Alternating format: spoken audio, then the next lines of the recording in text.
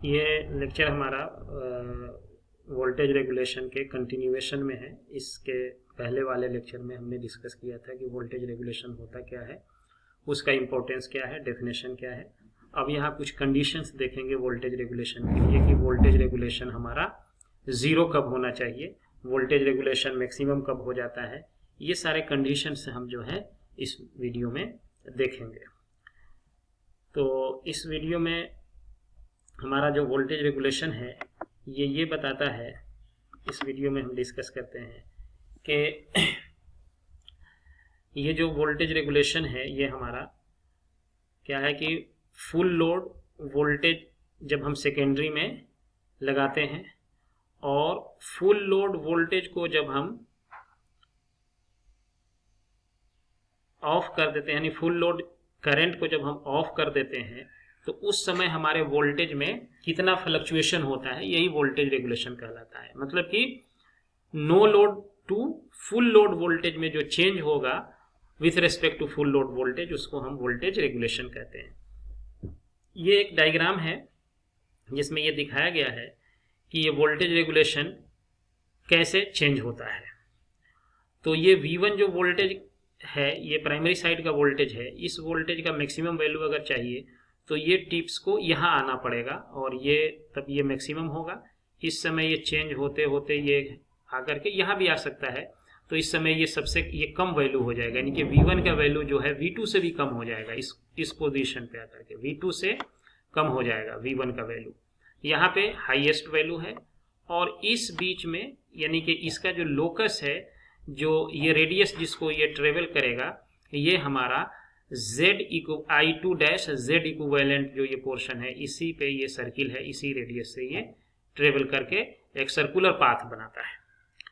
अब इसमें है the locus of V1 is a circle of radius I2 Z equivalent 1। The magnitude of V1 is maximum when the phasor I2 Z equivalent, ये I2 Z equivalent जो ये portion आप देख रहे हैं, ये वाला पोर्शन जब फेज में हो जाए V2 के, V2 कहाँ पे, V2 यहाँ पे है, ये V2 वाला ये लाइन है, पूरा ये लाइन है, यहाँ से स्टार्ट होकर के ये हमारा V2 यहाँ तक है।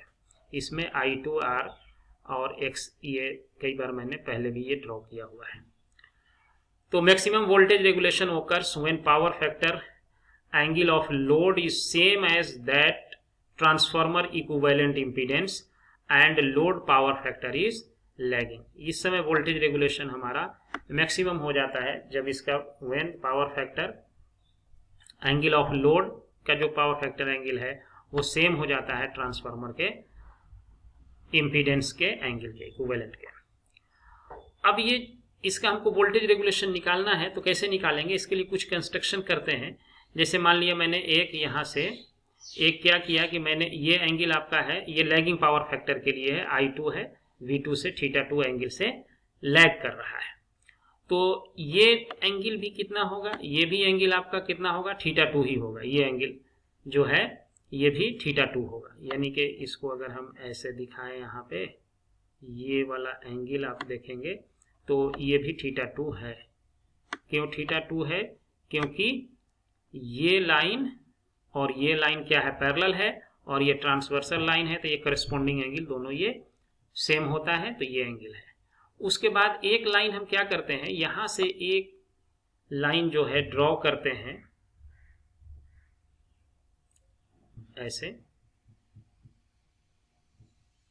और इसको क्या करते हैं कि इससे इसको मिला देते हैं स्ट्रेट लाइन में, ये लाइन ऐसे मिला दिया, ये थीटा है। अब यहां से भी एक लाइन इस पे परपेंडिकुलर ऐसे ड्रॉ कर देते हैं, परपेंडिकुलर। ये एंगल भी हमारा θ2 है।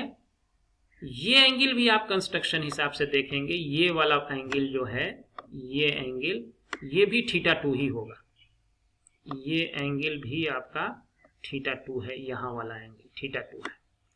अब ये वाला पोर्शन जो है, ये वाला लेंथ कितना है आपका, ये लेंथ है I2 डैश X इक्विवेलेंट 1 है, ये वाला लेंथ यहाँ से यहाँ तक। तो ये वाला पोर्शन जो निकालेंगे तो ये कितना आ जाएगा, इस ट्रायंगल में sin θ2 यूज कर देंगे तो ये वाला पोर्शन आपका हो जाएगा I2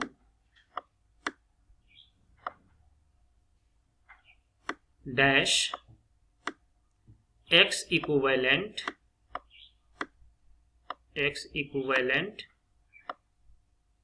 1 और क्या होगा साइन थीटा 2,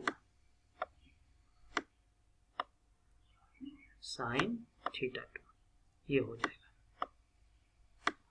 और उसी तरह से ये वाला एंगल आपका थीटा 2 है, तो ये वाला पोर्शन हाइपोटेन्यूज इसका नोन है I2 डैश आर इक्विवेलेंट, तो ये बेस निकालना है यहां से यहां तक ये लेंथ। तो इस लेंथ को जब आप निकालेंगे इस ट्रायंगल में यूज करके ये वाला लेंथ, तो ये आपका आ जाएगा, कितना आ जाएगा I2 डैश आर इक्विवेलेंट 1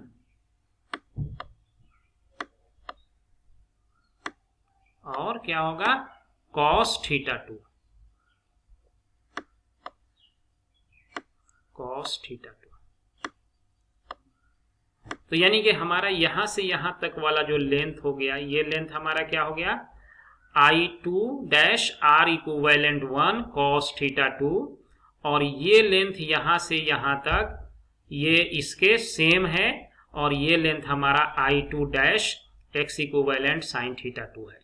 तो ये टोटल लेंथ हम यहां से यहां तक क्या कर सकते हैं, ये हम निकाल सकते हैं। टोटल लेंथ यहां से यहां तक हमारा क्या हो जाएगा I2 dash R equivalent 1 cos theta 2 plus I2 dash X equivalent 1 sine theta 2, ये टोटल लेंथ यहां से यहां तक हो जाएगा। अब अगर मान लिया जाए कि ये जो एंगल है ये स्मॉल है, तो ये वाला लेंथ जो होगा बहुत करीब इसके आ गया, बहुत पास यहां आ जाएगा, तो हम कह सकते हैं कि V1 और V1 माइनस V2 जो होगा, V1 माइनस V2 डैश जो होगा, ये हमारा किसके इक्वल होगा।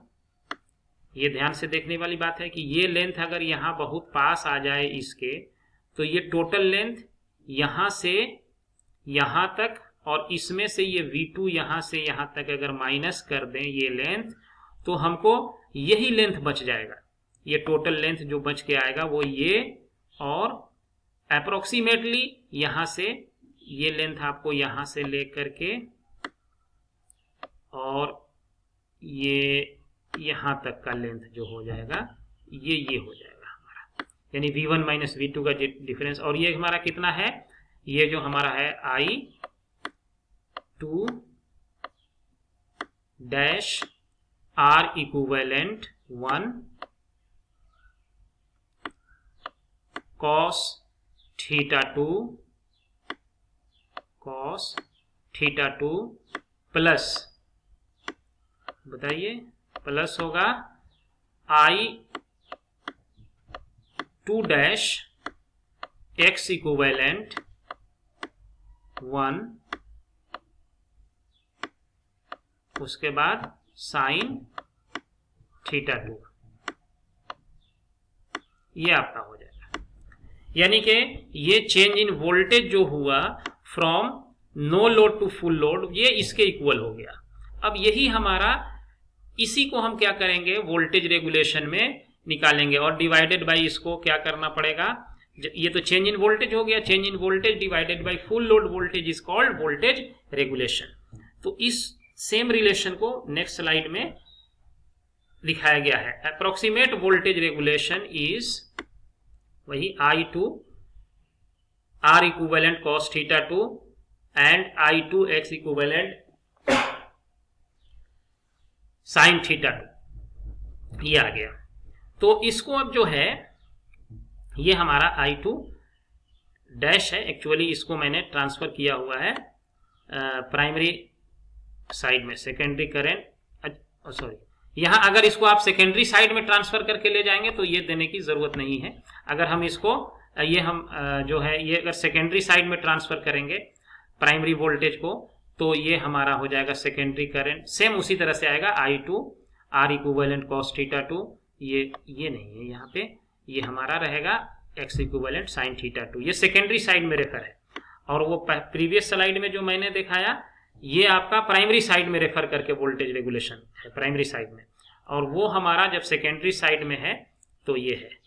अब इसको वोल्टेज रेगुलेशन अगर जीरो होना है तो ये वाला टर्म यहाँ पे हमने क्या कर दिया, 0 पुट कर दिया, और ये V2 से इधर मल्टीप्लाई होकर ये 0 हो गया, तो ये टर्म हमारा इतना आ गया, ये हो गया। अब इसको इक्वेट, एक साइड को साइन थीटा वाले टर्म को इधर ले आए, कॉस थीटा वाला टर्म को जो है इधर चेंज कर दिए, तो यहां से इसको mathematical A sine theta by cos theta कर दिए, तो यहां से हमारा एक्स इक्व ये क्या आ गया। अब ये बहुत इंटरेस्टिंग रिलेशन ये हमारा यहाँ पे आ गया कि tan theta 2 r equivalent 2 divided by x equivalent 2 है। अब ये देखिए कि ये हमारा क्या है, थीटा 2 क्या आ गया, ये निगेटिव आ गया। ये निगेटिव किस केस में आता है, निगेटिव एंगल उसी केस में आता है जब हमारा जो है कैपेसिटिव लोड हो जाए। इंडक्टिव लोड में ये पॉजिटिव होता है। तो इसका मतलब है कि अगर आपको वोल्टेज रेगुलेशन 0 चाहिए, यानी कि वोल्टेज में कोई चेंज ही नहीं हो, चाहे लोड आप कितना भी लगा दें, तो उस समय लोड जो है आपको कैपेसिटिव रखना पड़ेगा, तभी वोल्टेज रेगुलेशन 0 होगा। और वो कैपेसिटिव लोड जो रखेंगे उसका वैल्यू, उसका एंगल जो है ये हम यहाँ से निकाल सकते हैं, R equivalent 2 divided by X equivalent 2।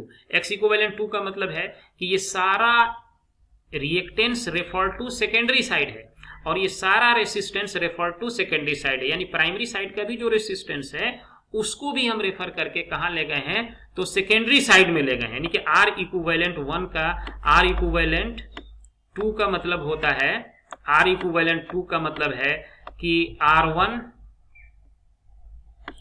Primary resistance divided by A square plus R2। R2 हमारा कौन सा रेसिस्टेंस है, सेकेंडरी रेसिस्टेंस है। तो इस दोनों रेसिस्टेंस को हम ऐड कर देंगे। ये प्राइमरी रेसिस्टेंस है रेफर्ड टू सेकेंडरी साइड है, ये primary resistance referred to secondary side है, ये ऑलरेडी सेकेंडरी साइड का रेसिस्टेंस है। तो दोनों को हम ऐड कर देंगे तो ये R इक्विवेलेंट 2 हमको मिल जाता है, R इक्विवेलेंट 2। तो इस तरह से ये अगर आपको निगेटिव जो निगेटिव पावर फैक्टर एंगल जो आ रहा है, तो लोड हमारा कैपेसिटिव होगा, तो उस केस में हमारा वोल्टेज रेगुलेशन क्या हो जाएगा, 0 हो जाएगा। अप्रोक्सीमेट वोल्टेज के, अब इसमें हम देखेंगे कंडीशन कि इसको डिफरेंशिएट करके देखते हैं मिनिमम और मैक्सिमम कंडीशन के लिए। तो ये वोल्टेज रेगुलेशन अप्रोक्सीमेट है, इसको क्या किया, डिफरेंशिएट कर दीजिए, क्योंकि ये जो है इसमें वेरिएबल क्या है, पावर फैक्टर हमारा चेंज हो रहा है एंगल। तो थीटा से डिफरेंशिएट करके इसको इक्वेट कर दिया 0 से। अब जब 0 से इक्वेट कर देंगे तो ये वाला कंडीशन आपका आ जाएगा, और इस कंडीशन को जब हम थोड़ा और मैथमेटिकल मैनिपुलेशन करेंगे तो यहाँ से हमारा ये कंडीशन आ जाएगा 10, यानी कि इस समय पावर फैक्टर एंगल आपका ये हो जाएगा फॉर मैक्सिमम वोल्टेज रेगुलेशन के लिए, ये कंडीशन हमारा आ जाएगा। तो इसमें जो है अब यहाँ पर ये जो पावर फैक्टर यहाँ लिया गया है, ये कौन सा एंगल है, प्लस है, मतलब लैगिंग है। यहाँ माइनस अगर हो जाता तो लीडिंग हो जाता, तो माइनस होने पे यहाँ पे लीडिंग पावर फैक्टर के लिए ये माइनस यहाँ यूज होगा, और लैगिंग पावर फैक्टर के लिए प्लस यूज होगा। ये ध्यान देने वाला है कि ये जब प्लस होगा तो मतलब है कि ये आपका पॉजिटिव इंडिकेट करता है lagging power factor, lagging power factor. और अगर यही निगेटिव साइन है तो फिर क्या हो जाएगा, वो लीडिंग पावर फैक्टर के लिए हो जाएगा। ये निगेटिव अगर ये ले रहे हैं यहाँ पे तो ये हो जाएगा leading power factor, leading power factor. तो ये हमने देखा इसमें 0 वोल्टेज रेगुलेशन के लिए मैक्सिमम वेल। तो ये जो रिलेशन निकला है यहाँ पे, ये रिलेशन आपका है लैगिंग पावर फैक्टर के लिए। अगर इसको आप लीडिंग पावर फैक्टर के लिए यूज करेंगे तो ये टर्म यहाँ पे क्या आ जाएगा, निगेटिव आ जाएगा। यहाँ पे लीडिंग पावर, ये लैगिंग पावर फैक्टर के लिए है और लीडिंग पावर फैक्टर के लिए ये निगेटिव हो जाएगा। तो इसमें हमने जो है कि वोल्टेज रेगुलेशन के डिफरेंट कंडीशंस को देखा, फेजर डायग्राम के हेल्प से ये देखा कि आप वोल्टेज रेगुलेशन को कैसे मैनिपुलेट कर सकते हैं, कैसे 0 आता है, कैसे मैक्सिमम वोल्टेज रेगुलेशन है। तो हमको और आप जो टास्क होता है वोल्टेज रेगुलेशन के लिए कि एज मिनिमम एज पॉसिबल जो है कि वोल्टेज रेगुलेशन को रखा जाए। नेक्स्ट स्लाइड में हम, नेक्स्ट लेक्चर में हम डिस्कस करेंगे कि एफिशिएंसी ट्रांसफार्मर का क्या होता है और कैसे इसको कैलकुलेट करते हैं वो, और उसके बाद फिर हम कुछ न्यूमेरिकल्स वगैरह और देखेंगे।